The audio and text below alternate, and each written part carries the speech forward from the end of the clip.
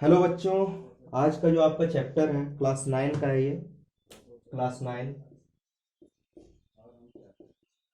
और ये जो क्लास 9 का चैप्टर है आप यहाँ पे बोर्ड पे देख पा रहे हैं। चैप्टर का नाम है आपका atoms and molecules.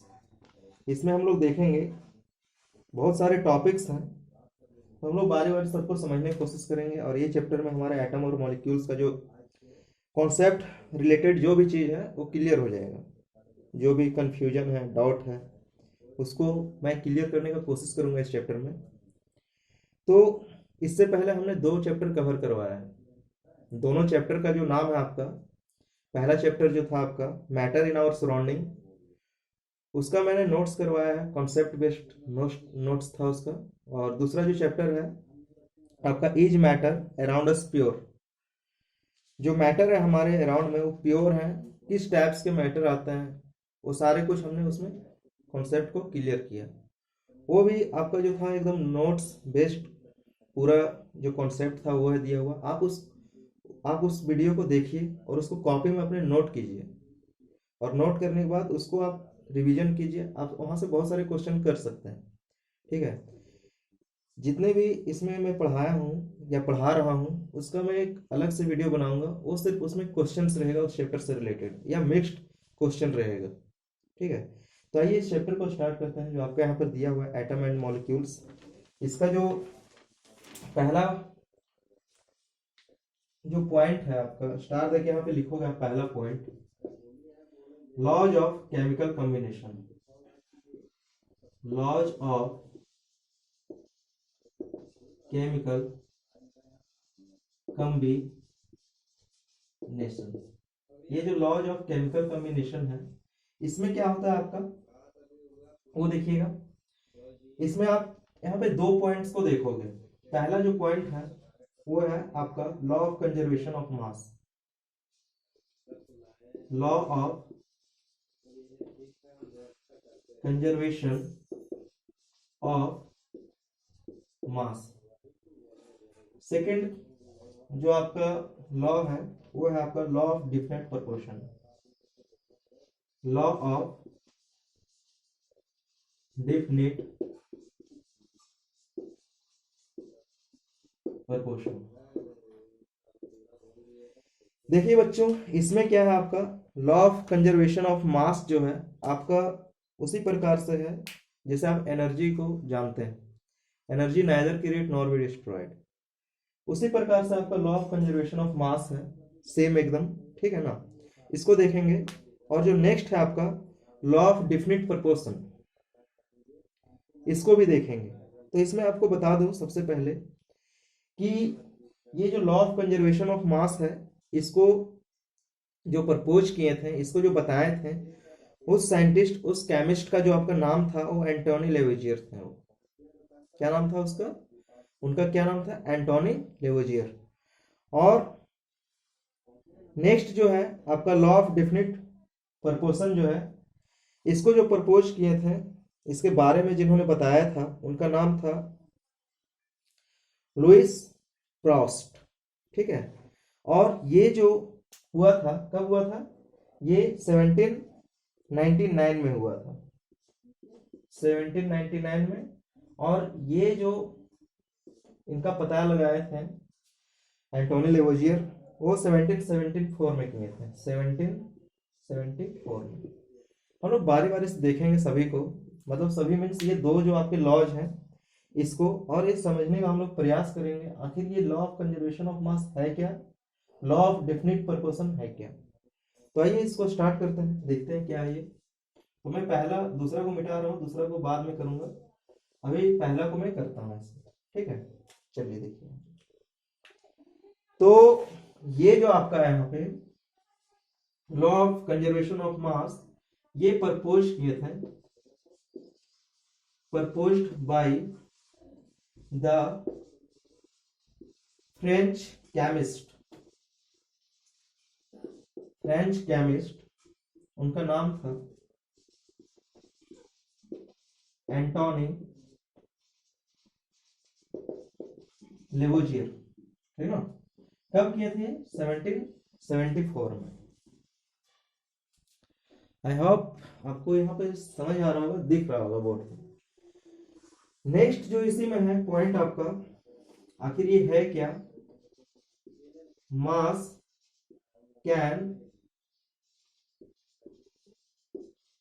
Neither, mass can neither be create nor be destroyed। Mass can neither be create nor be destroyed. इसका मतलब ये है कि मास को हम ना ही क्रिएट कर सकते हैं, ना ही बना सकते हैं, और ना ही तो इसको डिस्ट्रॉय कर सकते हैं, नष्ट कर सकते हैं। In a chemical reaction, in a chemical reaction, chemical reaction का बात हो रहा है, इसमें ना ही तो मास को क्या कर सकते हैं, क्रिएट कर सकते हैं, ना ही तो डिस्ट्रॉय कर सकते हैं। इसी को अदर वे में अगर आप यहाँ देखना चाहो इसी चीज को, तो यहाँ पे ये है, for any chemical process, for any chemical process in a close system, in a close system, the mass of the reactant, the mass of the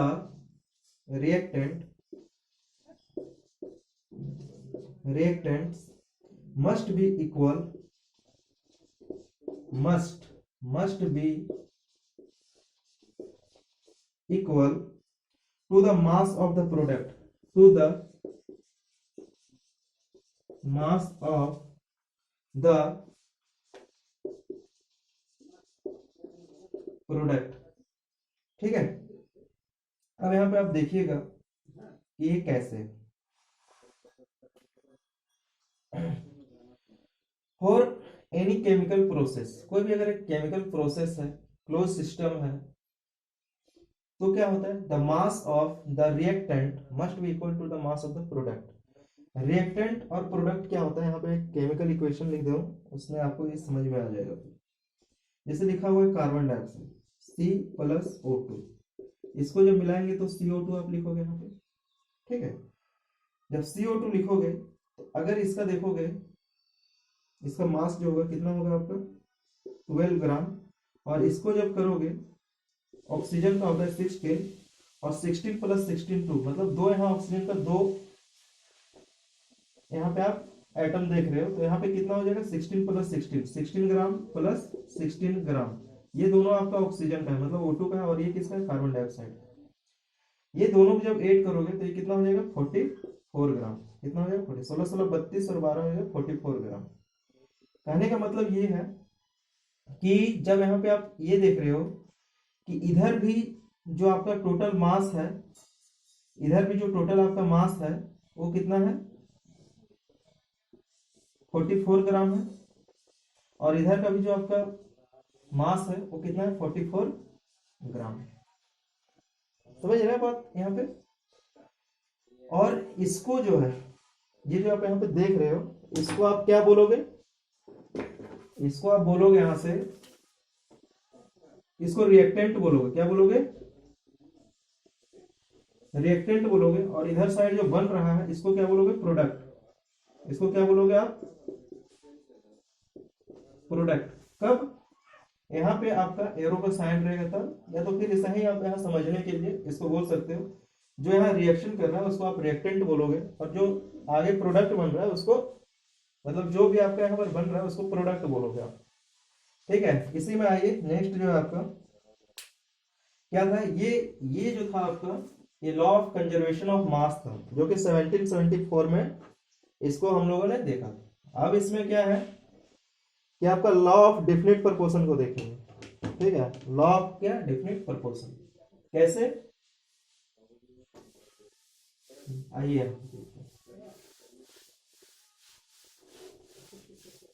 law of definite proportion second number पर, law of definite proportion. Law of definite proportion क्या होता है, यहाँ पे आप यहाँ देखोगे इसको, तो इसको जो प्रपोज किए थे सबसे पहले, कौन प्रपोज किए थे इसको? Louis Frost. लुइस फ्रास्ट कब किए थे इसको? 1799 में, ठीक है ना। ये नाम याद रखोगे क्योंकि इन्होंने ही इसको प्रपोज किया था, इन्होंने ही इसके बारे में बताया था, ठीक है। इसमें जो नेक्स्ट है आपका डेफिनेशन के तौर पे इसको देखोगे, a chemical compound, a chemical compound always consist of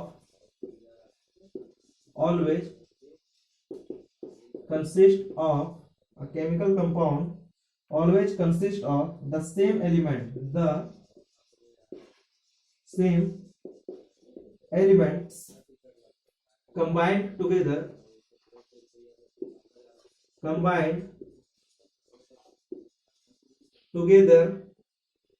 in a same ratio, in a same ratio. क्या बोल रहा है ये, समझिएगा थोड़ा सा। ये बोल रहा है कि एक केमिकल कंपाउंड है जिसमें क्या होता है, always consist of the same element combined together in the same ratio. जो उसका एलिमेंट होता है, उसका एलिमेंट का जो रेशियो होता है वो कितने भी मल्टीपल में हो, लेकिन उसका जो रेशियो है वो आपका क्या होगा, सेम होगा। क्या होगा? सेम। कैसे होगा सेम, वो देखते हैं इसमें। इसी में आगे जो पॉइंट है आपका, irrespective of the method of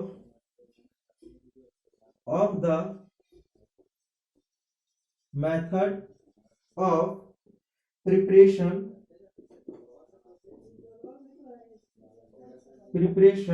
or the source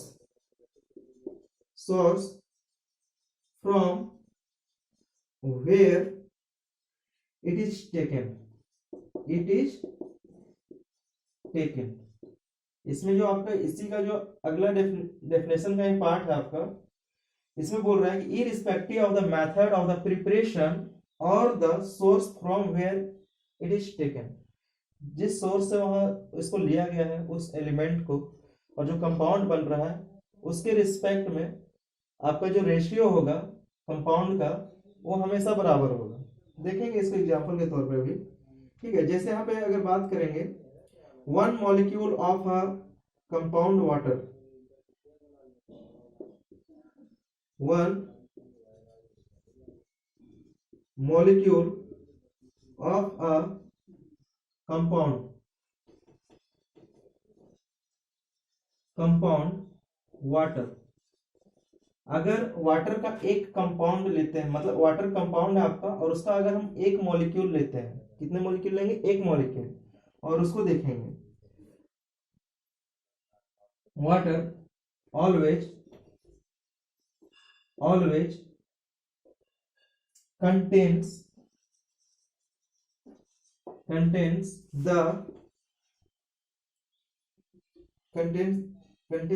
same ratio of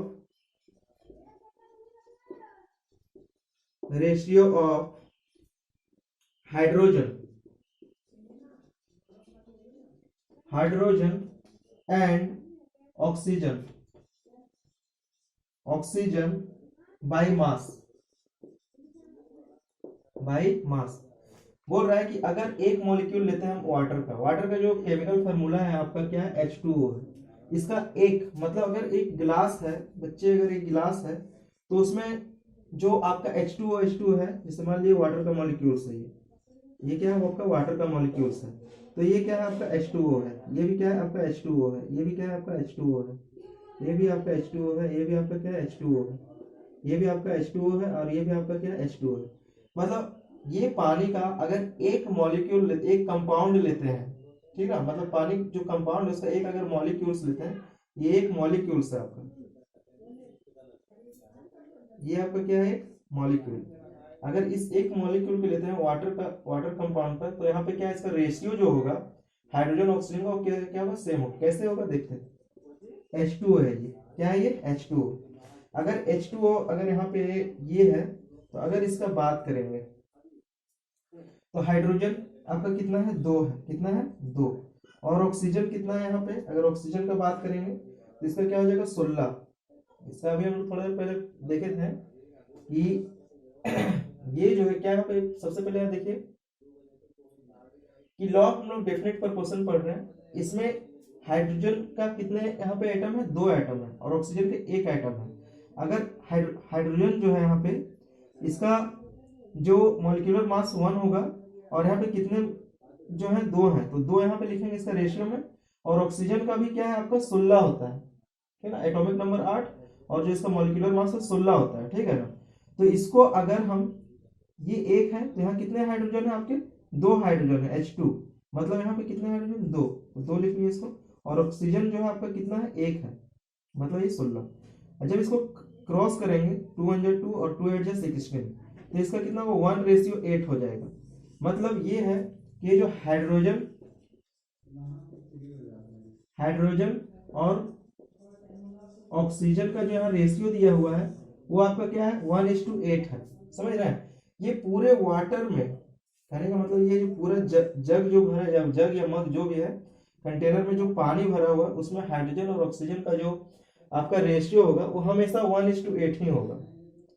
ऐसा नहीं है कि बहुत सारा पानी है तो ये जो आपका 8:1 बन जाए, ऐसा नहीं है। जब यहाँ पे बनेगा क्या, आपका 1:8 बनेगा इसका रेशियो, ठीक है। यही जो है आपका लॉ ऑफ डेफिनेट प्रोपोर्शन को बताता है। अब हम लोग वेरिफिकेशन देखेंगे किसका, law of conservation of mass का। कैसे देखेंगे वेरिफिकेशन, तो उसको स्टेप बाय स्टेप देखेंगे, तो उसको समझने में ज्यादा क्लियर होगा, ठीक है ना। चलिए आइए देखते हैं।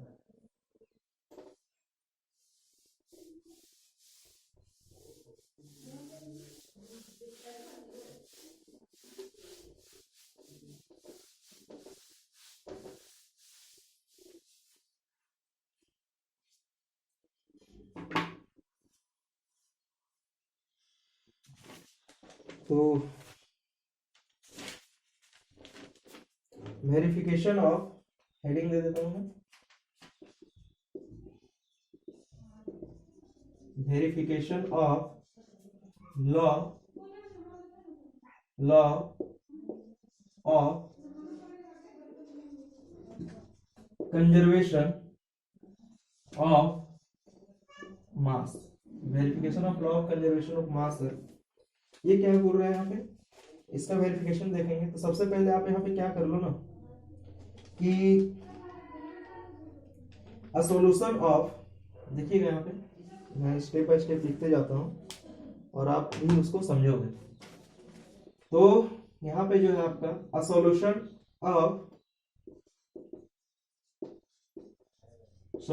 Of sodium chloride, and silver nitrate, and silver nitrate are taken separately in two limbs of an H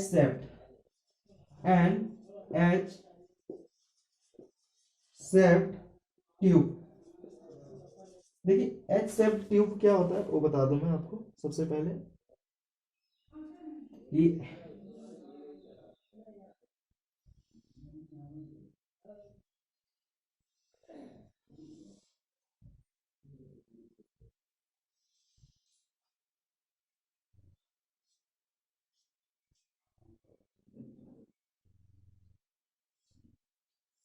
ये आपका एच शेप्ड ट्यूब है, ठीक है ना, जिसमें आपका एक तरफ क्या है, सबसे पहले आप देख लीजिए कि इसका जो 2 लिम्स है, मीन्स ये, और ये एच शेप्ड जो है आपका ट्यूब है, इसको बोलेंगे एच शेप्ड ट्यूब, ठीक है। अब देखेंगे सब बारी बारी से, स्टेप बाय स्टेप देखेंगे और फिर भरते भी जाएंगे कि अंदर क्या हो रहा है। तो एच शेप्ड ट्यूब ले लिया आपने, और ट्यूब लेने के बाद क्या है, the tube is sealed, the tube is sealed sealed. ठीक है, अच्छा देखिएगा यहाँ पे क्या है ये सोडियम, एक में आपको सोडियम क्लोराइड लेना है, मान लीजिए कि इसमें क्या है सोडियम क्लोराइड, एक में जो आपका NaCl है सोडियम क्लोराइड, इसको लिख दो sodium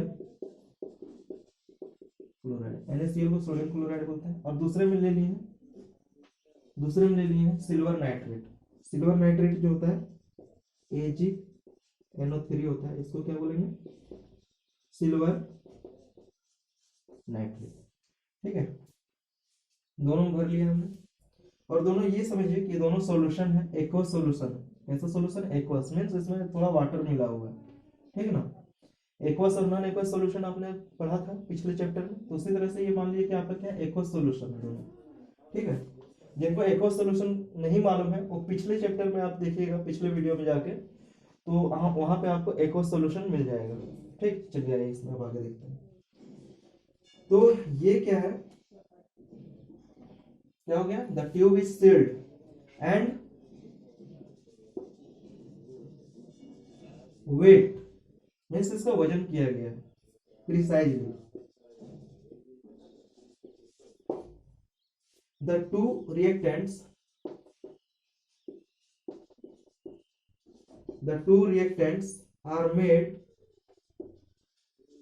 are made to react by inverting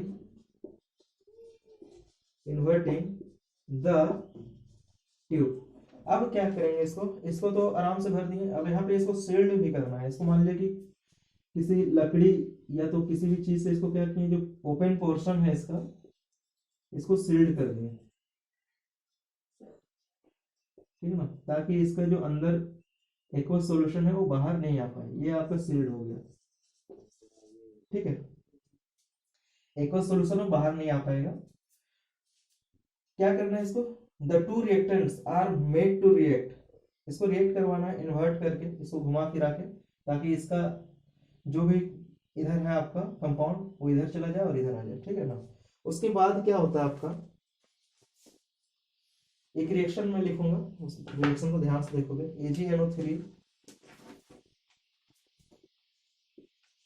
AgNO3 plus NaCl, ये दोनों का जब रिएक्शन करवाया जाएगा तो AgCl बनेगा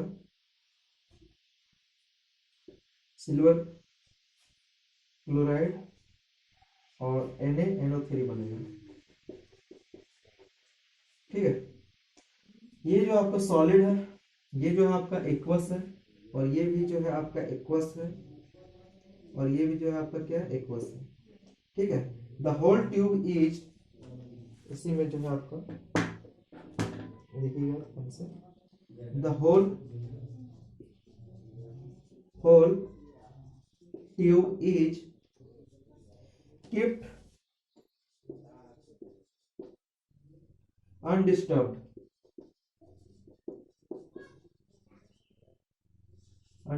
अब इसको ना शांत छोड़ देना कुछ देर तक, for some time,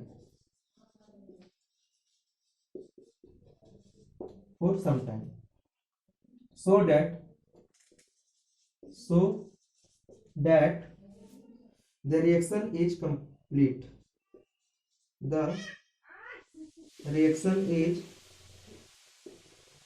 complete when the tube is wet again, when the tube is wet again, जब इस ट्यूब को दोबारा से वजन किया जाता है, it is absorbed that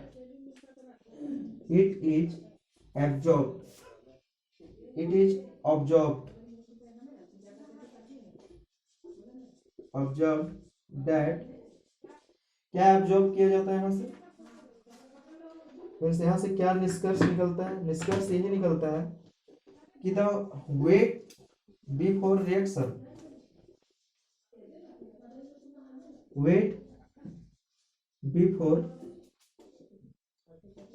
reaction is equal to क्या हो जाएगा आपका, वेट आफ्टर रिएक्शन,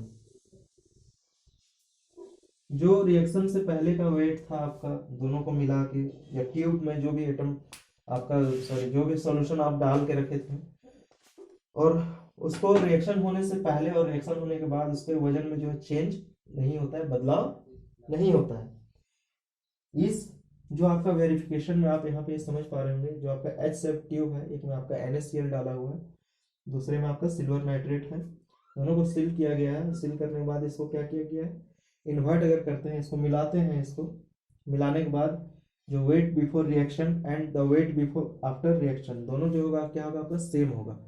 सेम होने का मतलब ही है आपका law of conservation of mass, जो आप पढ़े थे थोड़ी देर पहले, कि जो है मास can neither be create nor be destroyed. Means जो आपका मास है वो ना ही तो आप उसको क्रिएट कर सकते हैं और ना ही तो क्या कर सकते हैं, डिस्ट्रॉय कर सकते हैं इन अ केमिकल रिएक्शन।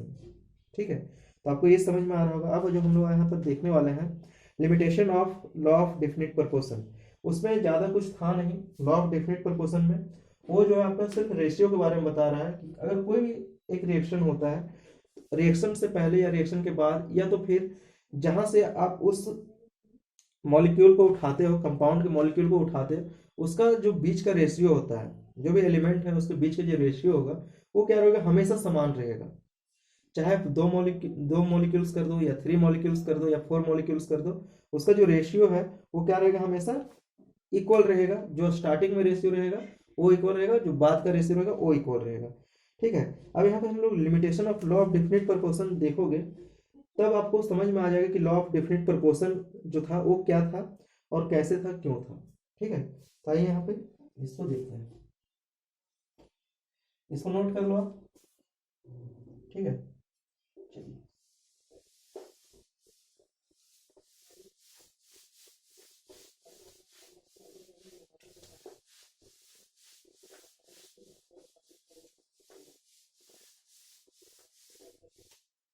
जो नेक्स्ट है यहाँ पे आपका, वो क्या है, limitation of law of definite proportion.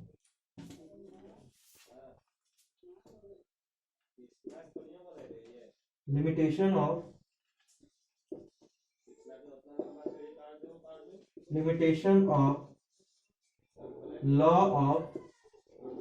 Law of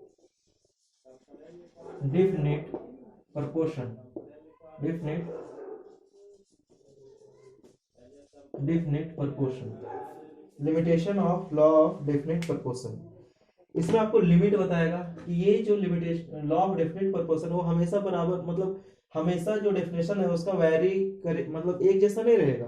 वो किसी किसी कंडीशन पे उसका जो डेफिनेशन है वो वैरी करेगा। वैरी मीन्स आपका जो डेफिनेशन जो चेंज हो जाएगा। कैसे चेंज हो जाएगा वो देखिए। This law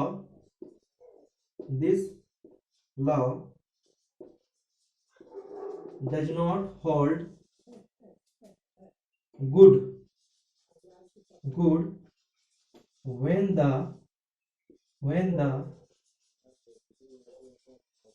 compound is obtained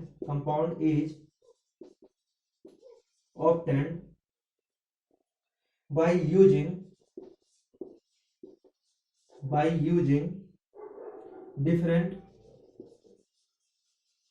different isotopes of the combining element of the combining elements। देखिएगा कैसे। सबसे पहले बहुत सारे बच्चों को यहाँ समझ में नहीं, सर ये आइसोटोप्स है क्या, तो पहले इसको देख लेते हैं क्या है। ठीक है ना, आइसोटोप्स यहाँ तो आइसोटोप्स जो है आपका वो होता है, आइसोटोप्स में जो आपका सेम एटॉमिक नंबर होता है। क्या होता है, same atomic number but different, same atomic number but different atomic mass, atomic mass. Isotope में जो है आपके यहाँ पे कि एटॉमिक नंबर जो होगा सेम होगा, बट एटॉमिक मास जो है डिफरेंट हो जाएगा। इस तरह का कंडीशन होता है कि एक ही एटॉमिक नंबर का जो एलिमेंट है उसका दो एटॉमिक मास हो सकता है, वो सभी में नहीं होता है, किसी किसी में होता है, ठीक है ना। इसको ध्यान रखना होगा आपको, किसमें होता है वो देखते हैं। जैसे आप थोड़ा देर पहले यहाँ पे देखे थे CO2 के बारे में, CO2 के बारे में, CO2 के बारे में जब देखें आप तो कार्बन का एटॉमिक नंबर 6 मीन्स इसका एटॉमिक मास 12 हो जाएगा, और 12 होने के बाद ये जो 16 16 जो होगा 32 हो जाएगा। तो यहाँ पे आप देख रहे हो जो कार्बन और ऑक्सीजन का जो है रेशियो है वो 12:32 है। लेकिन अगर यहीं पे बात किया जाएगा CO2 अगर लेते हो और इसका देखते हो यहाँ पे, तो कार्बन का जो एटॉमिक मास है वो चेंज हो जाएगा। ये इसका एटॉमिक मास 12 है और इसका जो है एटॉमिक मास 14 है। मीन्स कार्बन का दो आइसोटॉप्स यहाँ पे आपको देखने को मिलेगा। इसको याद रखना है आपको कि एक 14 होगा 14 और दूसरा जो है आपका 12 होगा, ठीक है। तो इस तरह से देखोगे तो 14:2 कितना हो जाएगा, 14:32, ठीक है ना। ये भी कार्बन और ऑक्सीजन का ही कार्बन डाइऑक्साइड जो है आपका है, इसको कार्बन डाइऑक्साइड बोलेंगे। कार्बन डाइऑक्साइड में जो है दोनों समय जो है आपका एटॉमिक मास जो डिफरेंट होता है, ठीक है। तो यहाँ ध्यान रखोगे, जैसे मान लीजिए कि एक और ले लेते हैं एग्जांपल के तौर पे, कार्बन डाइऑक्साइड के बाद एक और एग्जांपल के तौर पे यहाँ देखोगे तो C2H5OH, इसको जो इसका नाम जो है इथेनॉल है, इथेनॉल है इसका नाम। इसमें अगर देखोगे C:H:O, ठीक ना। तो इसमें जो आप रेशियो देखोगे, क्या देखोगे, इसका कितना हो जाएगा, आप देखो यहाँ पे C का 12, हाइड्रोजन कितना है यहाँ पे, हाइड्रोजन यहाँ पे कितना है वो देखिएगा। C का 12 कैसे हो गया यहाँ पे, सिर्फ आप यहाँ पे एक लेके चल रहे हो, यहाँ पे C जो है वो 12 हो गया यहाँ पे, और H का कितना हो जाएगा 6, और 6 कैसे होगा, 5 यहाँ पे और एक यहाँ 6 हो गया। और यहाँ जब देखोगे वो कितना हो जाएगा आपका ऑक्सीजन का 16। तो कार्बन जो है आपका यहाँ 2 है, मीन्स 6 6 12 आने के यहाँ 24 हो जाएगा, 24। तो एक केस में कब, जब इसको C12 लिए हो, यहाँ पे क्या लिए हो, मतलब जो है कार्बन जो है आपका C12 और C14 इसका आइसोटॉप्स होता है, ठीक ना। कार्बन का दो आइसोटॉप्स होंगे और दोनों का जो आपका एटॉमिक मास जो होगा वो अलग अलग होगा, ठीक है ना। तो यहाँ पे कितना हो गया 24, 6 और 16, ये इसका कार्बन हाइड्रोजन और ऑक्सीजन का रेशियो हो गया। कब हुआ, जब यहाँ पर C जो है 12 लिया गया है, लेकिन अगर C यहाँ 14 लिया जाएगा तब यहाँ कितना हो जाएगा, यहाँ 28:6:16। मीन्स इस आपका जो है लॉ ऑफ डेफिनेट प्रोपोर्शन जो आपका चेंज हो रहा है, यहाँ पे फेल्ड हो रहा है, ठीक है। फेल्ड होने का रीजन ही यही है कि अलग अलग आइसोटॉप्स के साथ ये जो कंडीशन है वेरी नहीं करेगा, बाकी सभी के साथ वेरी करेगा, जो आपका लॉ ऑफ डेफिनेट प्रोपोर्शन था। तो लॉ ऑफ डेफिनेट प्रोपोर्शन क्या था, a chemical compound always consist of the same element combined together in the same ratio irrespective of the method of preparation or the source from where it is taken, ठीक है। अब इसमें हम लोग आगे देखेंगे